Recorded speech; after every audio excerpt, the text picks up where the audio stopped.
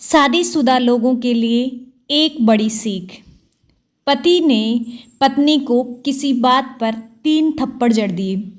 पत्नी ने इसके जवाब में अपना सैंडल पति की तरफ फेंका। सैंडल का एक सिरा पति के सिर को छूता हुआ निकल गया। मामला रफा दफा हो भी जाता, लेकिन पति ने इसे अपनी तौहीन समझी। रिश्तेदारों ने मामला और पेचीदा बना दिया। न सिर्फ पेचीदा बल्कि संगीन। सब रिश्तेदारों ने इसे खानदान की नाक कटना कहा। ये भी कहा कि पति को सैंडल मारने वाली औरत न वफादार होती है न पतिव्रता। इसे घर में रखना अपने शरीर में मियादी बुखार पालते रहने जैसा है।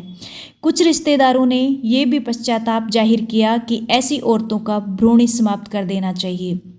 बुरी बातें चक्रवर्ती ब्याज की तरह बढ़ती हैं, सो दोनों तरफ खूब आरोप उछाले गए। ऐसा लगता था जैसे दोनों पक्षों के लोग आरोपों का वॉलीबॉल खेल रहे हैं। लड़के ने लड़की के बारे में और लड़की ने लड़के के बारे में असुविधाजनक बातें कही। मुकदमा दर्ज कराया गया। पति ने पत्नी की चरित्रहीनता का और पत्नी ने दहेज उत्पीड़न का मामला दर्ज कराया। 6 साल तक शादीशुदा जीवन बिताने और एक बच्ची के माता पिता होने के बाद आज दोनों में तलाक हो गया। पति पत्नी के हाथ में तलाक के कागजों की प्रति थी। दोनों चुप थे, दोनों शांत और दोनों निर्विकार। मुकदमा 2 साल तक चला था। 2 साल से पत्नी अलग रह रही थी और पति अलग। मुकदमे की सुनवाई पर दोनों को आना होता। दोनों एक दूसरे को देखते ही जल उठते।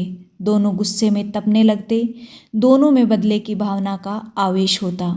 दोनों के साथ रिश्तेदार होते जिनकी हमदर्दियों में जरा जरा विस्फोटक पदार्थ भी छुपा होता। लेकिन कुछ महीनों पहले जब पति पत्नी कोर्ट में दाखिल होते तो एक दूसरे को देखकर मुँह फेर लेते, जैसे जानबूझकर एक दूसरे की उपेक्षा कर रहे हों। वकील और रिश्तेदारों के साथ होते।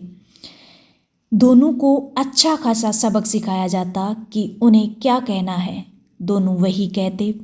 एक बार दोनों के वक्तव्य बदलने लगते। कई बार दोनों के वक्तव्य बदलने लगते। वो फिर संभल जाते। अंत में वही हुआ जो सब चाहते थे, यानी तलाक।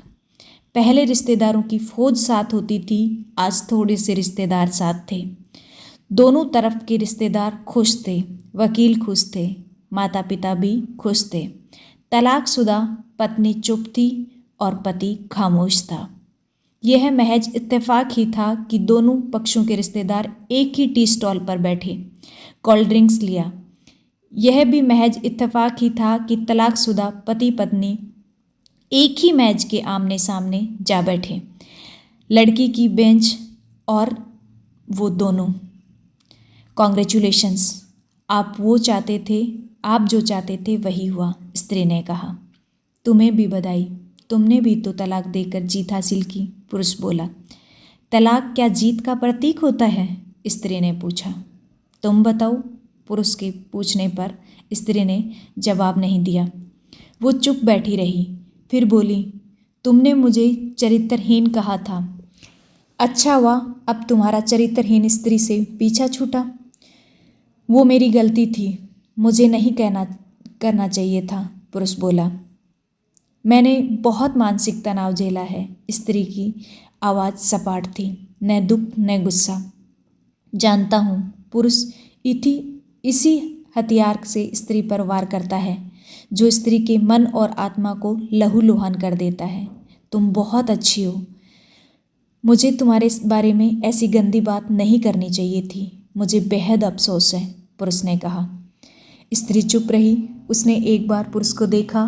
कुछ पल चुप रहने के बाद पुरुष ने गहरी सांस ली और कहा, तुमने भी तो मुझे दहेज का लोभी कहा। गलत कहा, पुरुष की ओर देखती हुई स्त्री बोली। स्त्री कुछ देर चुप रही, फिर बोली, मैं कोई और आरोप लगाती, लेकिन मैं नहीं। प्लास्टिक के कप में चाय आ गई। स्त्री ने चाय उठाई। चाय जरा सी छलकी। गरम चाय स्त्री के हाथ पर गिरी। स्त्री की आवाज़ निकली। पुरुष के गले में उसी क्षण ओह की आवाज़ निकली। स्त्री ने पुरुष को देखा। पुरुष स्त्री को देखे जा रहा था। तुम्हारा कमर दर्द कैसा है? पति पूछ बैठा। ऐसा ही है, कभी वॉवरोन तो कभी कॉम्बीफ्लेम। स्त्री ने बात खत्म करनी चाहिए। तुम एक्सरसाइज भी तो नहीं करती, पुरुष ने कहा तो स्त्री फीकी हंसी हंसती। तुम्हारे अस्थमा की क्या कंडीशन है? फिर अटैक तो नहीं पड़े? स्त्री ने पूछा। अस्थमा? डॉक्टर सूरी ने मेंटल स्ट्रेन कम करने को कहा है, पुरुष ने जानकारी दी। स्त्री ने पुरुष को देखती रही एकटक, जैसे पुरुष के चेहरे पर छपे तनाव को पढ़ रही हो। इन्हेलर तो लेते रहते हो ना? स्त्री ने पुरुष के चेहरे से नजरें हटाई और पूछा।